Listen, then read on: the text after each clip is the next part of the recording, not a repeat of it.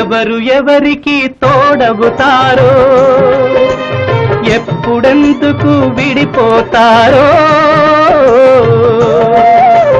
మమతను కాదని వెళతారు మనసే చాలని ఉంటారు ఎవ్వరి పయనం ఎందాకో అడగదు ఎవ్వరిని బదులే దొరకదని అడగదు ఎవ్వరిని బదులే దొరకదని ఓ బాటసారి ఇది జీవిత రహదారి